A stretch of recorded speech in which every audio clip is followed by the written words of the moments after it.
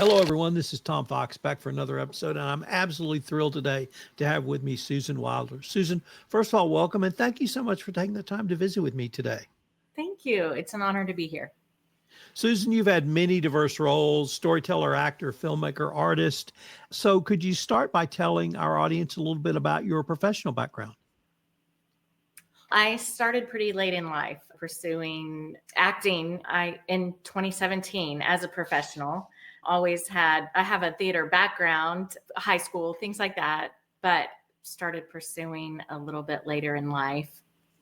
And then one thing led to another, and had the pleasure of being able to join the film community. Yeah. So, tell us about the storytelling and why being a storyteller is so important to you, both personally and professionally. I think it kind of connects both professionally and personally. Being a storyteller for me is about connection. Storytelling is we're telling our stories as human beings. And everyone has a story to tell, and people are beautiful.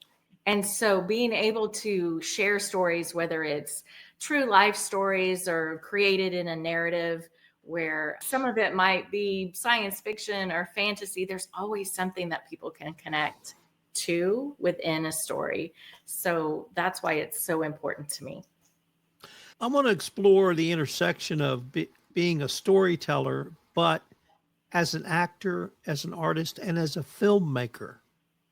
I certainly understand telling a story as an actor, but how do you flip that when you become the filmmaker, a director or producer, or is it really just the same thing? I think they're definitely different roles, because as an actor, you're telling a piece of the story. As a director, you're kind of the author of the story.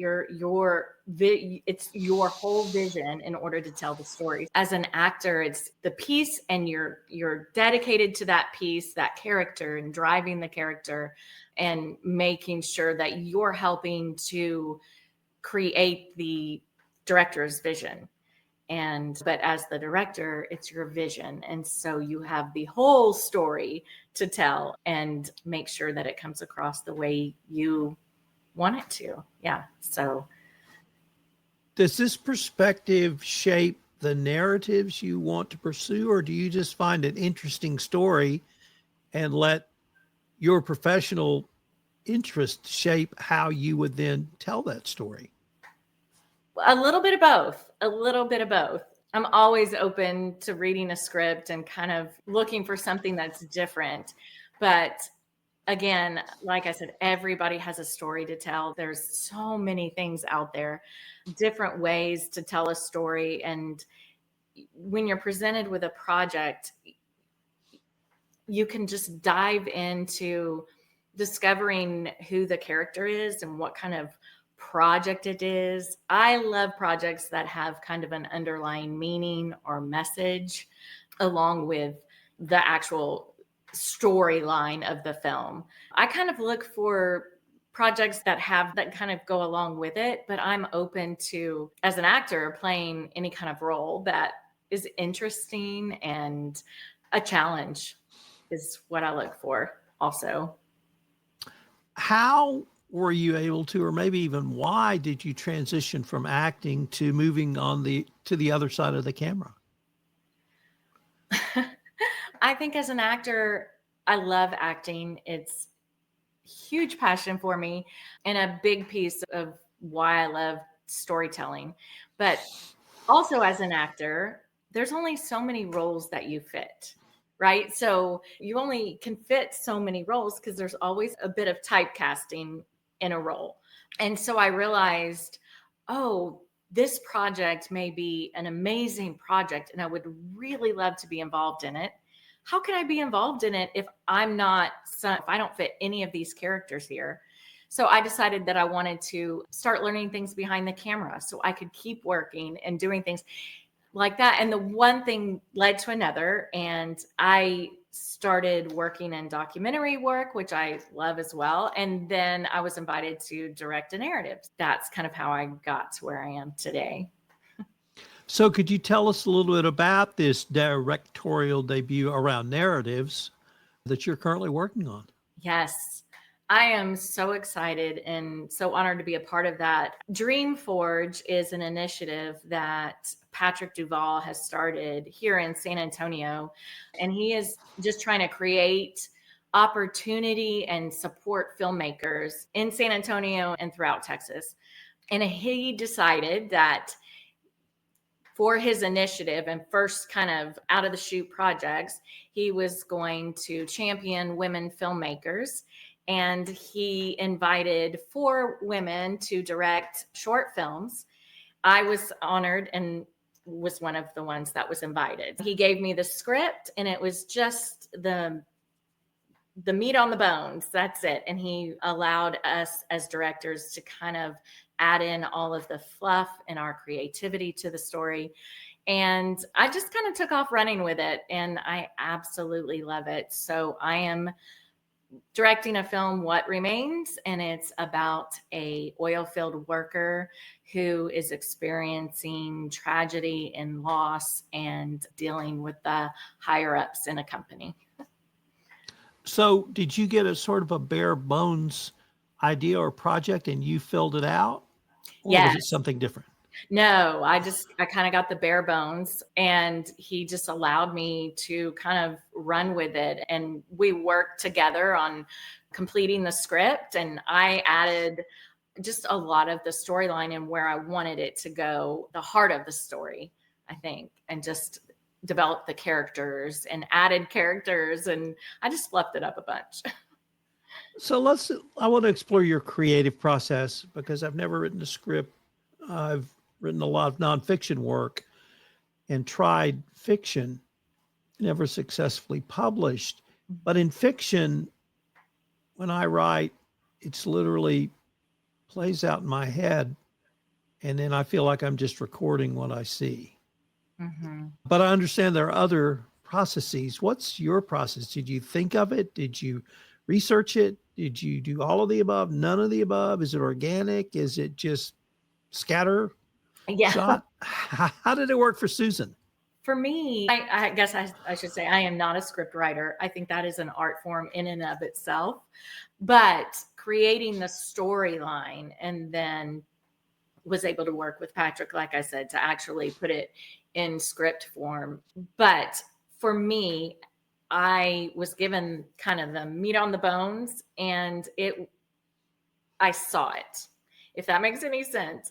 I get it. Yeah, I just was able, I read the script and started thinking, was excited about the project and the opportunity. And I remember I was late at night, and had to search for a pen and paper because I was like, I've got to write this down. This is it. This is it. I could just see the whole story line in my brain. And ever since, that's kind of what's driven me through the process. Now there has been research because I'm not an oil field worker. I just kind of had to make sure that I was staying authentic to that and things like that. So it's been a process where you do have edits and things like that, but it's been so fun.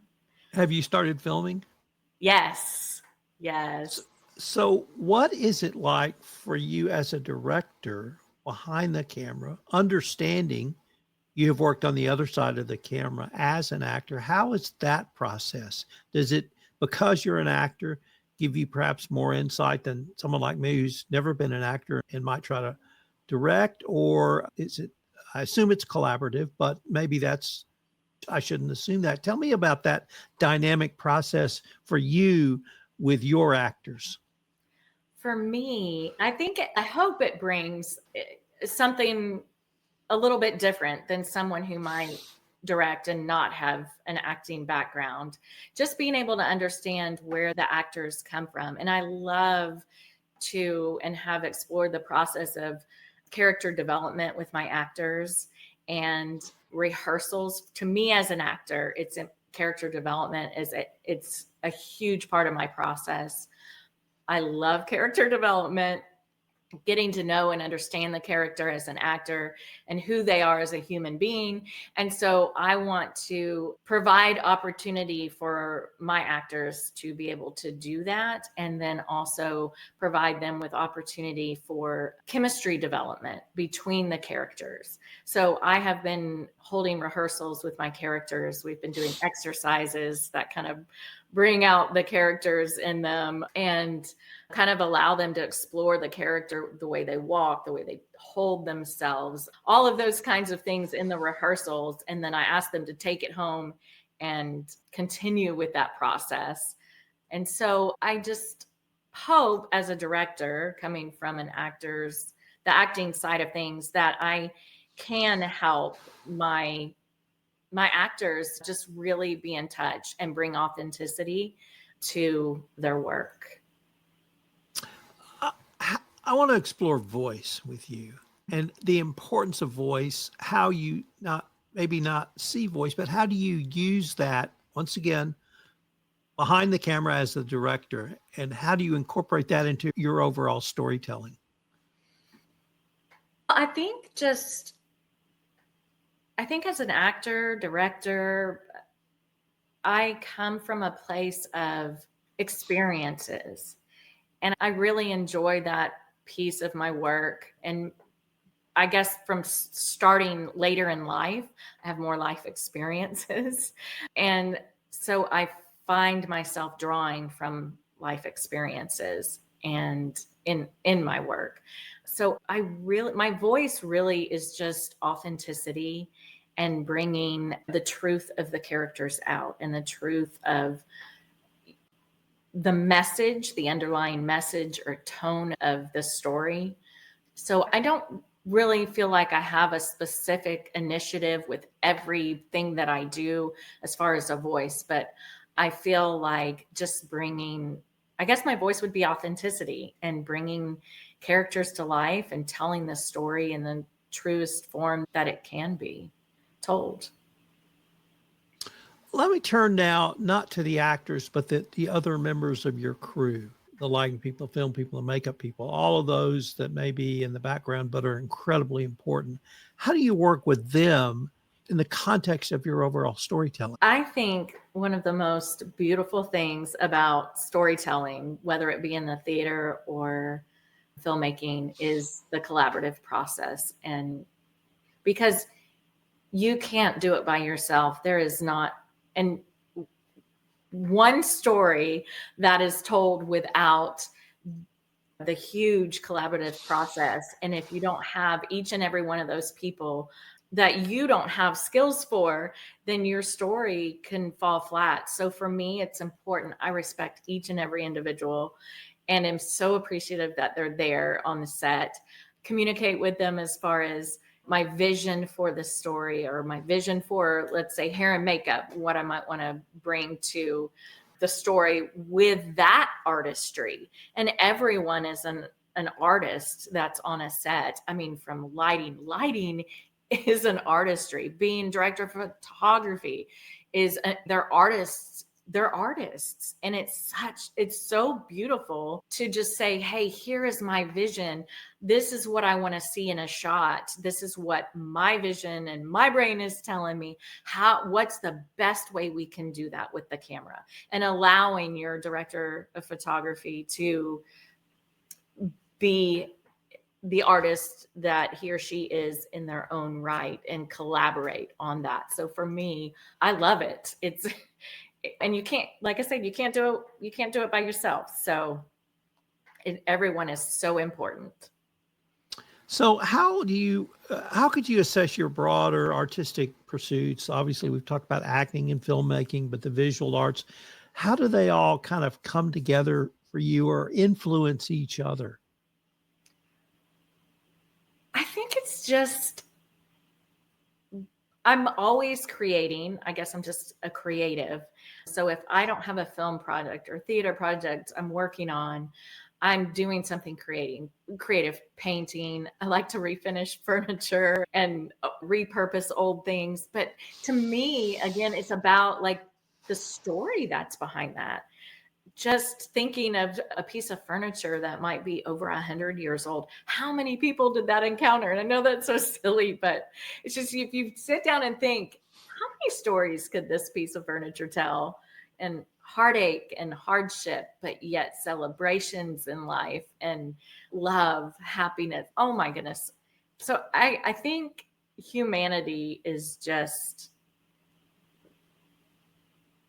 I don't really know, just kind of part of who I am and why I love storytelling and how it affects how my other artistry, like whether I'm painting or refinishing furniture or whatever. I think I get ideas. Like I said, thinking about the piece of furniture can bring an idea for a narrative or a story that, oh, that would be a good story to tell. Let's research that a little bit and see what we can come up with. So it's fun.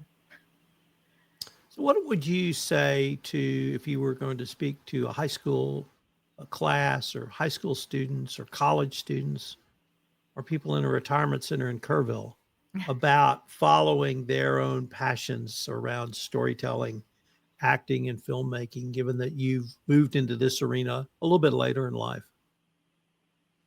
I would say if you, with anything in life, if you have a passion or you feel a passion, you have a desire to do something, explore it, do it. And if you really love it, you find that you really are falling in love with that artistry and that craft, then pursue it.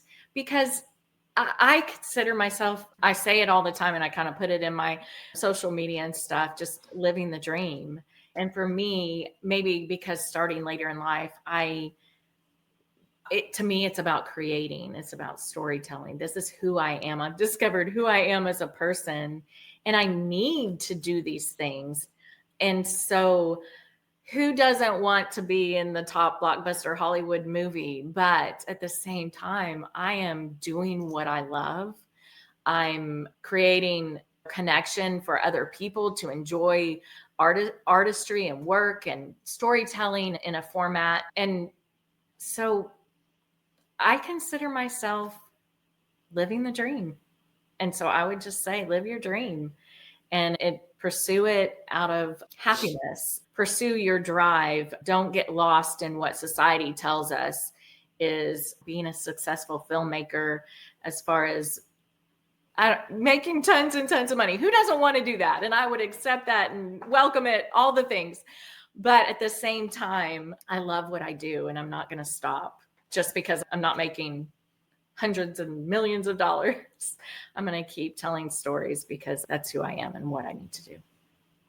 Well, Susan, unfortunately, we are near the end of our time for this episode, but I did want to end by asking if any of our listeners wanted to connect with you, find out more about your work, or perhaps even projects you might be anticipating, what might be the best place or places for them to go? Sure. Yeah, they can find me on Instagram at Susan Wilder Actress. Yeah. Well, Susan, this has been perhaps the most inspiring podcast I have ever done. I want to thank you so much, and I hope we can continue this conversation. Absolutely. Thank you so much. I appreciate being here.